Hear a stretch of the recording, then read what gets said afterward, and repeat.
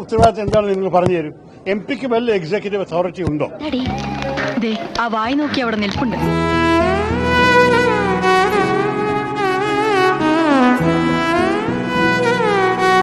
ഞാൻ വയനാട്ടിലായിരുന്നു, ഇവിടെ ആയിരുന്നില്ല. സത്യം തന്നെയാണ്.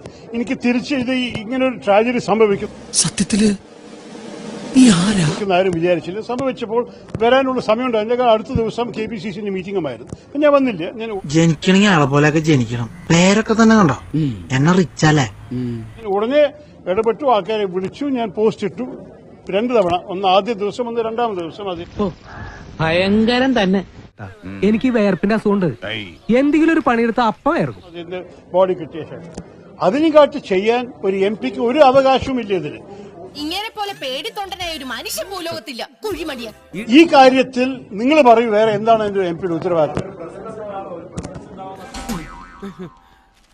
എന്ത് ചെയ്യാന് അവിടെ വന്ന് നിന്നിട്ട് അല്ല, നിങ്ങൾ പറഞ്ഞുതരൂ. എന്ത് ചെയ്യാനാണ് നിങ്ങൾ പ്ലാൻ? ഇവിടെ ഉണ്ടെങ്കിൽ ഉറപ്പമായിട്ട് ഉണ്ടായിട്ടുണ്ടാവും. പൊട്ടന്ന ലോക പൊട്ടനാണ്. എല്ലാ 365 ദിവസം കൂടി ഉണ്ടാവാൻ സാധ്യതയില്ല. നമുക്ക് ഓരോരോ ആവശ്യങ്ങൾ ഉണ്ടാവും. ഞാൻ ഇപ്പോഴാണ് ശരിക്കും ശശിയായത്. ഉണ്ടായിരുന്നില്ല, അത് സമ്മതിച്ചു. അഥവാ ഞാൻ അവിടെ ഉണ്ടെങ്കിൽ ഞാൻ പോയിട്ടുണ്ടാവും. പക്ഷേ എനിക്ക് പോയാൽ കൂടി ഒരു ഉത്തരവാദിത്വമോ അതോറിറ്റിയോ അവകാശമോ ഒന്നുമില്ല.